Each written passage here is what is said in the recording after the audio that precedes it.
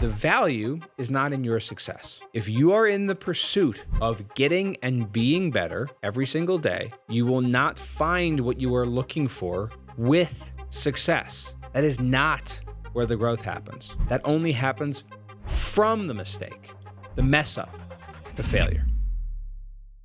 Welcome, everyone, to the Close More Sales podcast. On some episodes of the show, we dive really deep into the weeds of certain sales techniques and tactics. And on other episodes, we touch on broader themes to set yourself up for success in using those techniques consistently. On today's episode, we're going to talk about a topic that's not sexy to talk about. It doesn't have the same social media flair as closing a 7-figure deal and buying a Lambo with your commission check. However, it is far more important to not just crush it in business and in sales, but in being unwaveringly successful over the long run, on finding your groove, taking your punches, and still moving forward. We are going to talk about stress in a sales role, but not how most people talk about this topic. The vast majority of people who spend any time on this subject matter refer to it as stress management. And I understand why, because stress is a part of life. And it's certainly a part of business. And that is amplified best in a sales role because your compensation is tied directly towards your performance. So most people are just trying to manage the cortisol pumping through their veins. What does that management end up looking like? No, like trying to wrangle a bunch of house cats to perform for the circus. It's passable at best, right? So what I am going to do is give you my personal guide to defeating stress, not just managing it as best you can. Now, it is a process.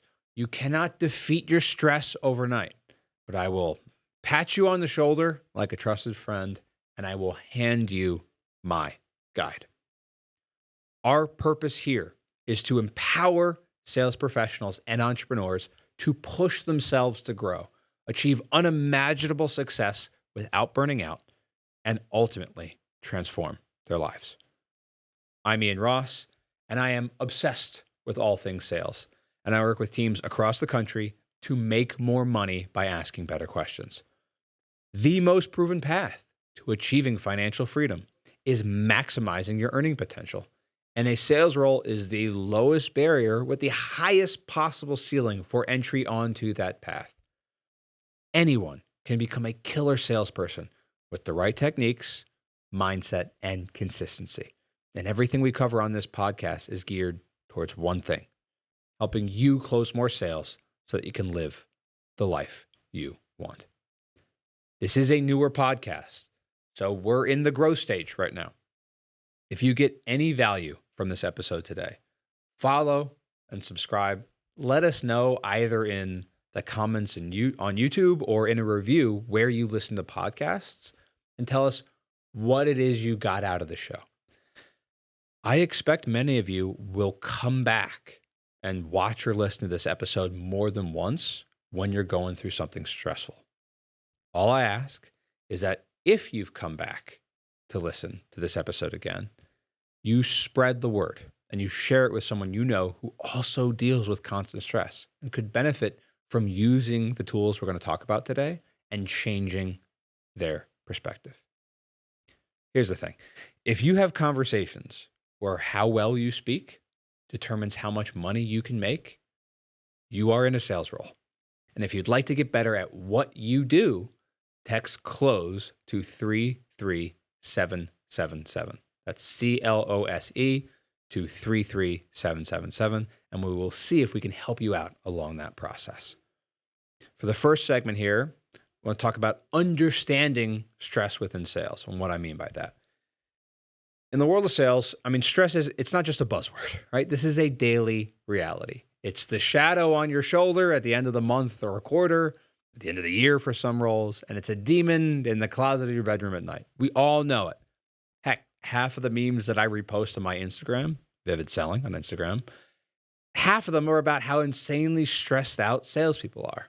Their hair's falling out, their bodies break out in hives. Salespeople, whether we're talking about a high performer or a brand spanking new sales rookie. They know this feeling well. But stress is a complicated topic with 1,000+ books and podcasts and seminars all about the various ways it affects your body, it affects your sleep, your relationships, and something that is most certainly worth touching on today, your business. Stress affects your business. So why is this so important? Well, stress is defined as the body's reaction to some type of external cause, such as a challenge, threat, or a barrier in some way, shape, or form. This could be a short-term thing, right? It could be a sudden fight or flight response, or it can be happening repeatedly through a lifetime of intense situations without the right context to manage them. Stress on its own, it can be physical or mental, and it manifests itself in a wide range of reactions and emotions, from nail biting when you're irritable to far darker responses involving anxiety and addiction. Now, stress in sales in particular, this is often a cocktail of high expectations, relentless targets, and the ever-looming fear of rejection and sort of what that entails. The sting of getting told no when you feel like you did everything right. But let's get tangible here. Emotional exhaustion doesn't have to be the badge we wear of proof for how hard we work. So let's break down here some of the common stress triggers for salespeople. What really gets under our skin? Is it the competitive nature of so many salespeople and the companies that employ them that has us constantly looking over our shoulders? Or perhaps it's simply the outcome-driven nature of our jobs, where every ineffective phone call, every tired pitch to an executive or late-night cancellation text from the biggest deal you're ever going to close, every no can feel like a direct attack on your self-worth, not just our wallet. Especially if, like me, you take pride in doing your work well. Recognizing what it is about your own particular job that triggers you is the first step toward disarming the effects of those triggers. So let's talk about control and acceptance of that stress. So there are 2 quotes from Stoic philosophers that will add some context to what I'm about to cover, because these quotes underpin the nature of my personal belief when it comes to dealing with stress and many of the other aspects of my life. And you will need to hear and process these quotes for any of the rest of this to make sense. The first quote is from the Stoic teacher Epictetus, and that quote is, "It is not things that upset us, but our judgment about those things." This quote is the keystone to how I live and operate as a high performer in my stressful career. And it's worth touching on briefly here, breaking it down. Let's take the example of being about to close the biggest deal of your life, and your potential customer backs out at the last minute. By all objective metrics within a sales career, if you are professional at this, this will be registered as a bad thing. Not only did the company lose this customer, but you lost the commission you were going to make on the sale. You lost the money, the public recognition from within the company for closing such a big deal, and you may have even invited new challenges, invited criticism from other people for getting so close to the edge and not taking it over the line. I mean, just think of all the things you could have done with that money, all the trips you could have spent it on, all the various goods, the cars you could have bought. And I'm sure many of you listening can think of an exact scenario where you went through this same type of experience. Here is the thing. Not only is this an opportunity to learn from your mistakes and improve for the future, but it's also a test of your control and acceptance. Can you control the outcome of the situation now that it has already occurred, now that it's already happened, you've already gotten the no? Probably not. Can you accept that it happened? Take responsibility for any part you may have played in the deal falling through and move on with a clear head? More importantly, can you use this as a learning opportunity so that when a far bigger deal comes into your pipeline, you won't make those same mistakes again. I would hope your answer to that is a resounding yes. Because here's the thing. If you're a listener of the Close More Sales podcast, I think it's fair of me to assume that you're trying to get better. You're trying to improve. And despite what social media tells you, the value is not in your success. Let me repeat that for those of you in the back. If you are in the pursuit of getting and being better every single day, you will not find what you are looking for with success. That is not where the growth happens, where you actually contextualize the lesson so that you don't make the mistake again. That only happens from the mistake, the mess up, the failure. It only happens when it doesn't work out the way you were intending. I don't talk about this a lot, but before I started selling life insurance, I applied for a customer service representative role at a 3D printing company. I was going to be talking to angry customers, taking their phone calls, and talking people out of leaving bad reviews, basically. This role, it was in New York City. I was living in Queens, and I'd have to take the train to commute into the office. It was about an hour and 20 minutes to Brooklyn for the commuting I would have to do. And I was excited for this role. I thought I would be good at it. I liked talking to people. I could diffuse people who were expressing frustration with a product. And I was really excited for this possibility. It was a way into sort of a technical field, which I was also in pursuit of at the time. And so I was excited by potentially getting this role. And I did multiple rounds of interviews. I did all these things. I ended up not getting the job. And man, this was a huge blow to me at the time.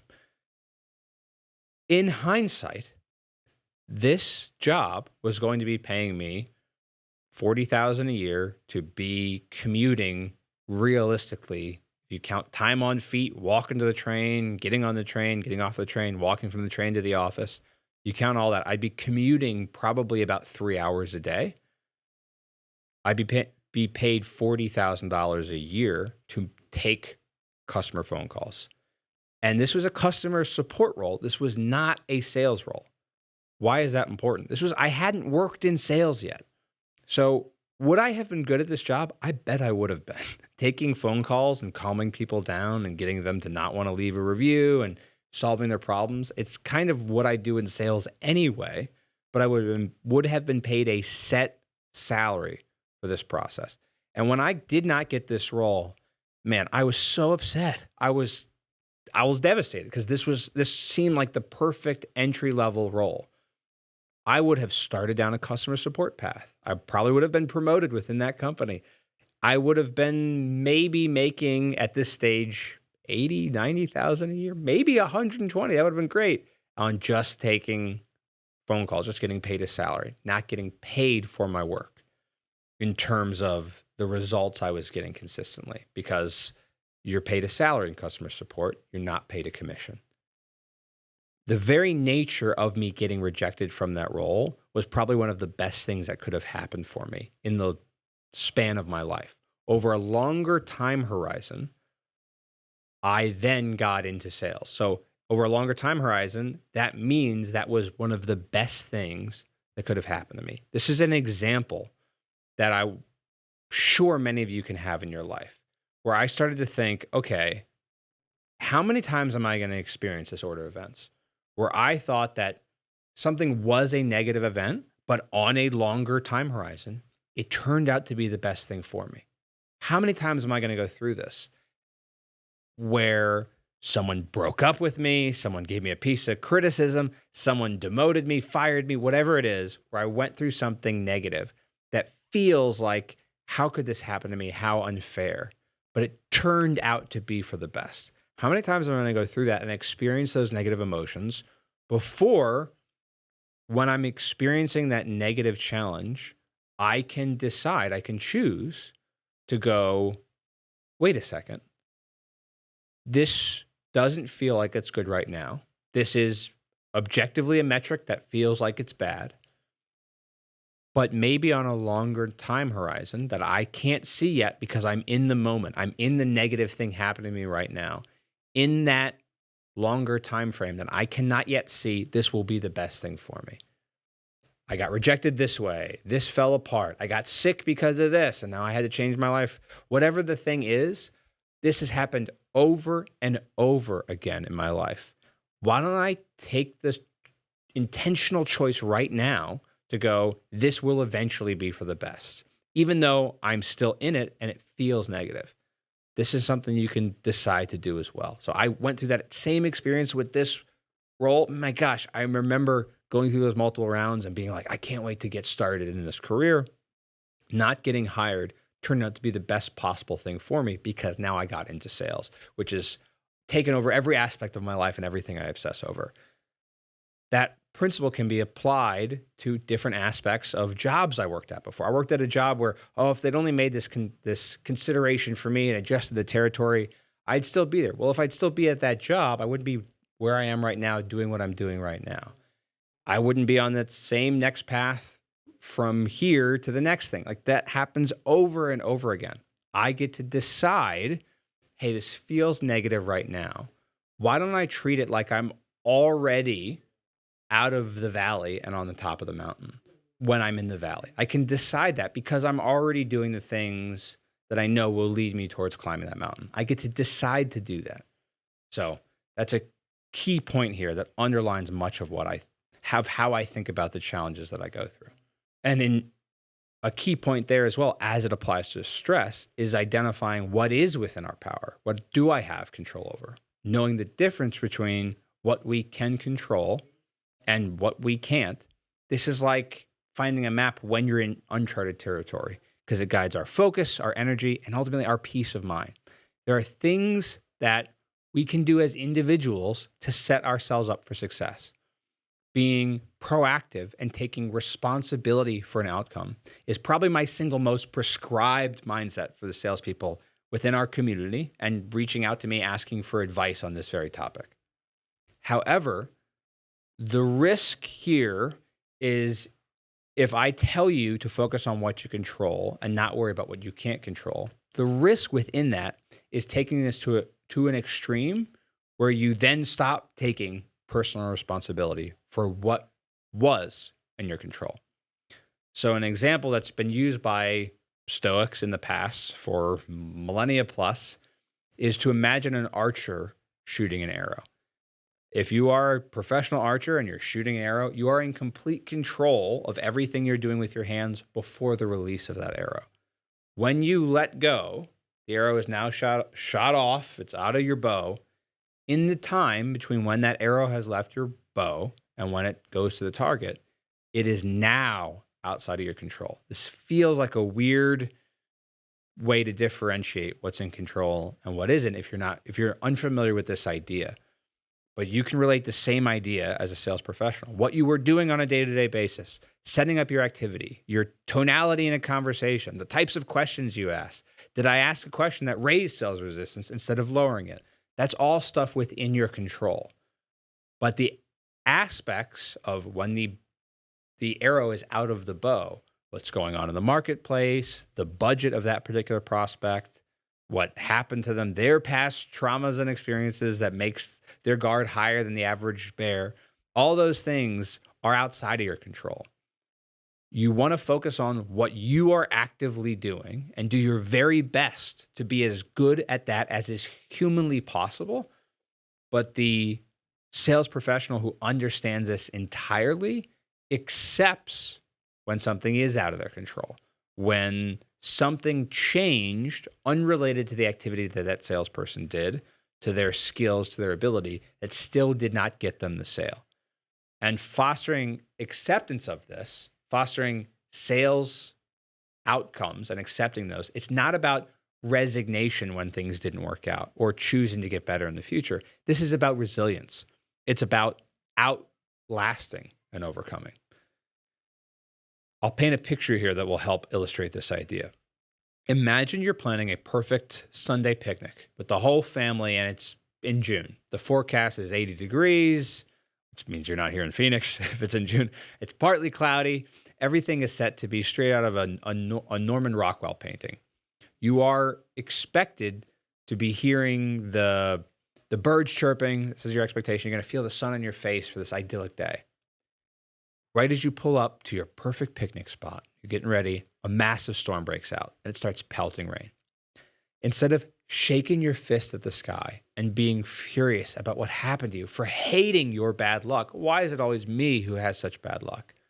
This idea of fostering acceptance as applied to accepting when things don't go away you're in sales, this is the equivalent of packing bathing suits along for the picnic. And now that it's already started, because you brought the suits around with you just in case, now that the rain's already started, you're choosing to go out and dance in the rain, right? Instead of going, this image I had of the perfect day is ruined, this doesn't work. Instead, you go, I already brought bathing suits just in case it rained, even though that wasn't on the forecast.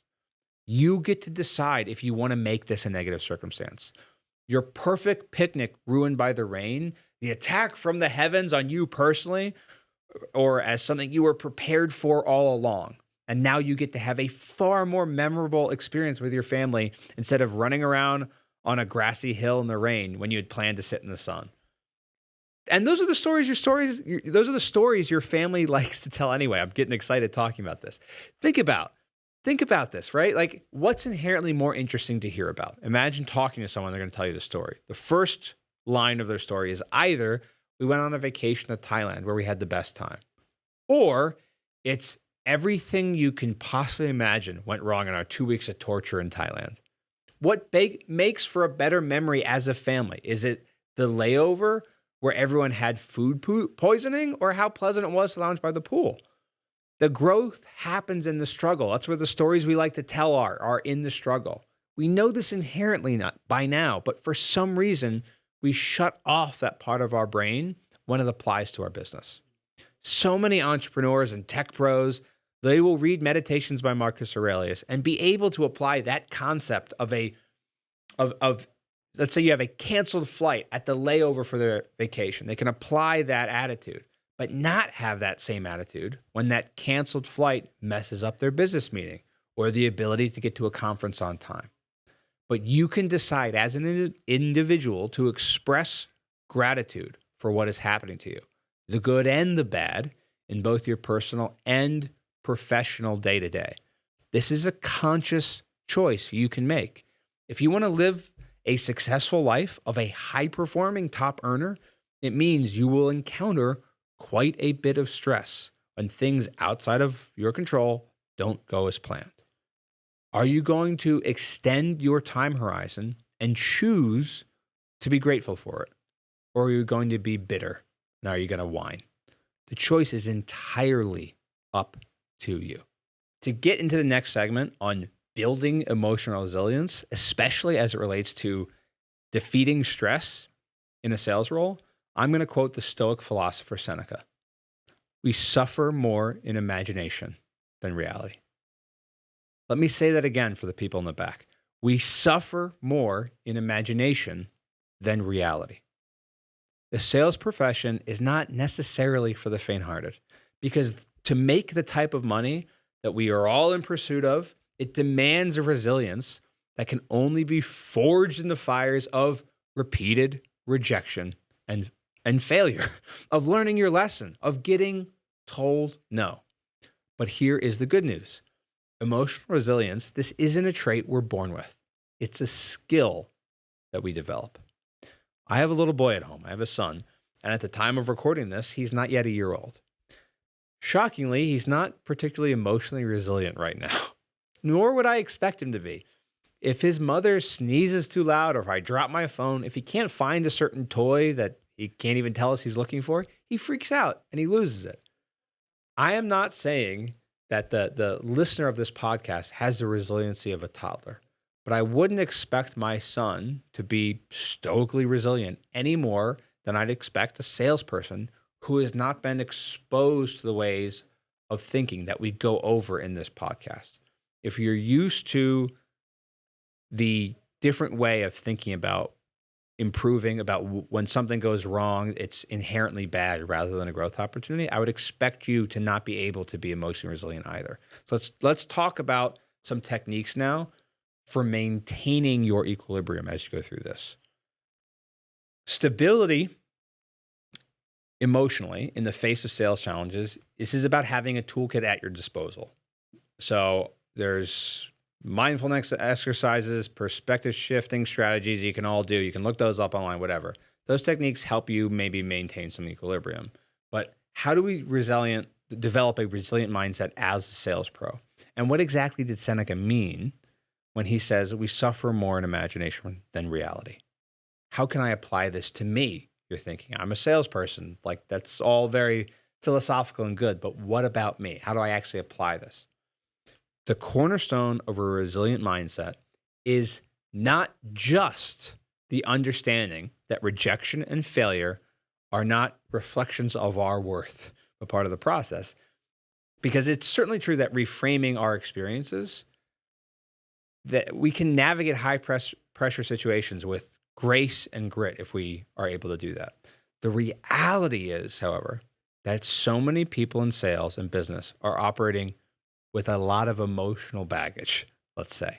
They are carrying the weight of a stern father, a disappointed mother, a teacher who didn't believe in you, a coach who never took you off the bench, a girlfriend who left you for the guy who came from money, a boyfriend who said you'd be prettier after a nose job, right? We all carry this stuff around with us every day, whether we like it or not.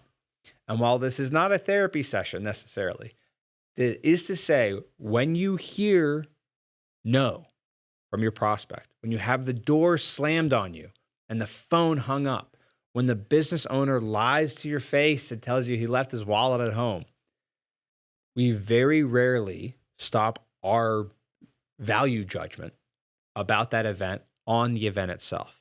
What we do is we pile all of our past trauma and grievances onto it and refer to it internally as a single item.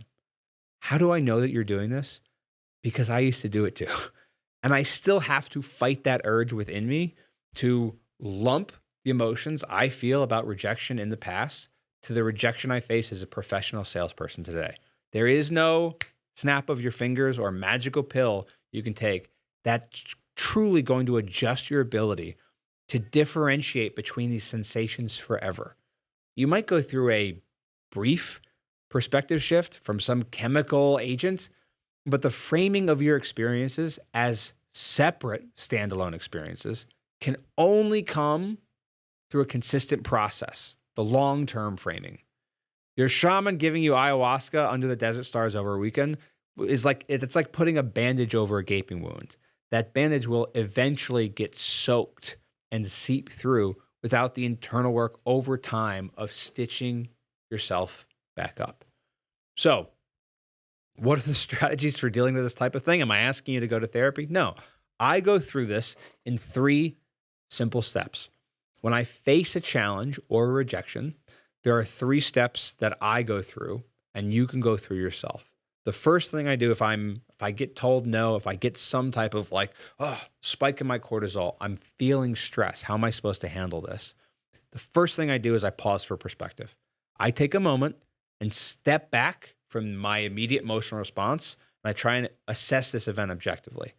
I view each scenario as independent. That's the second step. I remind myself after I've paused for perspective to then go, every scenario is independent from the other. This one prospect does not know the previous one, and that previous one does not know the one before him who said no, and he doesn't know the one before him who said yes, and he doesn't know my middle school girlfriend who didn't answer the phone one day and how traumatized I was by it. Doesn't know any of those things. They are all separate. I treat every sales interaction I have as its own unique event, separate from past experiences, unrelated to previous outcomes. And then I use rational reflection, and I challenge any negative thoughts after those 2 things, those 2 steps, by asking myself, and you can ask yourself the same question, is my reaction based on what actually just happened, or is it colored by my past? When you start to feel that cortisol rush through your body and you're going through that level of stress that feels like it's going to shut you down, go through that 3-step process. First, pause for perspective. Simply take a step back. Remind yourself to go, okay, I have to look at this now. Time to churn this around in my brain. View every scenario as its own independent event. Remind yourself that. Go like, this is one thing that's different from everything else. Let me just focus on what I'm reacting to and only this, and not put on the weight and context of everything else I've dealt with that feels similar or that raises similar emotions. And then I use rational reflection to ask myself the most important question. Am I actually feeling this emotional reaction to what just happened? Or is it colored by my past? Is there anything in the past that's causing me to feel this way? Or is it really what just happened? So how can I also paint the same picture? If you're standing in the middle of the road and you see a car around the corner and it's driving straight towards you and not slowing down, in fact, it's speeding up, and you start to feel adrenaline, that's a real reaction to what you're going through. That's genuine fear to a physical thing. Your body is reacting appropriately to what you're about to see. But if I have someone cut me off in traffic and they flip me off in a way that reminds me of something a bully said to me or something, and then I start to get so angry that I can't even think straight, I feel myself boil over, that's colored by my past. It's not actually reacting to what just happened to me. Those are key things to remind yourself. They are different events, and the emotions you feel from something you're going through is probably colored by the past. If you can separate those things and go through that little exercise, it will help you alleviate that stress. Seneca's saying we suffer more in imagination than reality. When you're told no, what you start to do is go, oh, I'm no good. Or, oh, I'm never going to be able to afford blank. I'll never be able to take my family on this trip. What does that mean? Well, if I can't take my family on this trip, it means I failed as a father. I failed as a mother. I failed as a salesperson. I'm going to get fired. And then my family at Thanksgiving is going to be super judgmental of me because I got fired from another job. We start suffering in our imagination, not the reality that we're actually in. Most of your stress is probably happening from you thinking this thing that just happened means all these other things are true too. Stop yourself and go through those 3 steps before letting yourself tumble down and feel all those negative emotions. If you're not perfect at this, that is okay. We are not looking for perfection. We're looking for progress. It's okay to not do this perfectly, even if you've made the commitment to try. Just remember that. It's okay to be in pursuit of progress rather than expecting perfection of yourself. That is worth reminding and saying out loud to yourself. Being in pursuit of progress is all I really care about in this pursuit. That's it. I'm trying to get better. I'm not trying to be perfect. I like the idea of being perfect. Do I expect myself to be perfect? No, of course not. I can rationally look at this and know I will have faults and problems, and I will get told no and deal with stress. That's just going to happen. Therefore, it's okay if I make a mistake. I don't have to beat myself up aggressively about it. As we close out today's episode, let's recap the essential strategies we've covered, which are designed specifically to transform the way we handle stress in sales. Today is not just about managing stress. It's not just going, I'm feeling stress, let me make sure I can manage it. It's about mastering it. It's turning stress from a daunting barrier into something controllable. It's an element within the process we go through to sell that I'm going to feel as a high performer in a role where I'm trying to be successful. I can expect it. So number 1, understanding stress within sales. We acknowledge that stress is a natural part of the sales profession. It is tied closely to performance and expectations. Recognizing what triggers stress within your role is the first step to defeating it, not just managing it effectively, actively defeating it, not being ruled by the stress that pumps through your veins. We talked about control and acceptance. We discussed the importance of distinguishing between what we can control and what we cannot. By adopting a mindset of control and acceptance as guided by, for me, Stoic philosophy, we can better manage our responses to stress and turn what feels like unbelievable setbacks into learning opportunities. We explored building emotional resilience, the significance of developing emotional resilience, not as just an innate trait that someone just definitely has, but as a skill that can be cultivated over time. This involves reframing our experiences, managing our emotional baggage, and preparing ourselves mentally for the challenges ahead. And then we gave you practical steps to managing stress. Those actionable steps provided pausing for perspective, choosing to go, hang on a second, let me just pause this here. Reminding yourself that every scenario I'm experiencing within the present moment is independent of every previous scenario, and they don't have to be tied together. And then using rational reflection and to dissect yourself and dissect the emotions you're experiencing to understand your stress and reactions better, and asking yourself that ever so important question, like, am I really reacting to this one thing, or is it colored by my past? These strategies will encourage having a healthier perspective that can make sure you're differentiating your current experiences, what you're going through right now, from past events. Remember that the journey to mastering stress in sales is continuous. It demands practice, patience, and persistence. As you integrate these strategies into your daily routines, into the stress that happens to you every single day, you will not only see improvements in your sales outcome, but also your overall well-being. When you are stressed, you don't think as clearly. You're not able to ask the right questions. When you are in a bad mood, it's harder to be a top performer. If you want to be a top performer and a top earner, because that's how those are directly tied together within sales, you want to make sure you are not ruled by your stress, but that you are in control of it. You're able to not just manage it, but defeat it, and you feel that cortisol and not let it control you. So we've given you valuable insights. All I ask now, if this is something that is of worth, follow, subscribe, do all that jazz. Don't hesitate to share this with someone in your network who might also benefit from these strategies, from a mindset shift, from a perspective that allows them to encounter what they're going through and break it down to be effective in the long run. You will be less effective if you let the stress that you're experiencing over your weeks, quarters, and years, if you let that mess up your sleep, mess up your mood, if you let it do that, you will be less effective, and that will be a challenge for you. It will not in a good way. It's going to be a challenge that is unnecessary. There's necessary challenges and there's unnecessary ones. You are creating an unnecessary challenge by letting stress control your life. You can reframe it, and you can choose to do this. This happens entirely from the choice of an individual.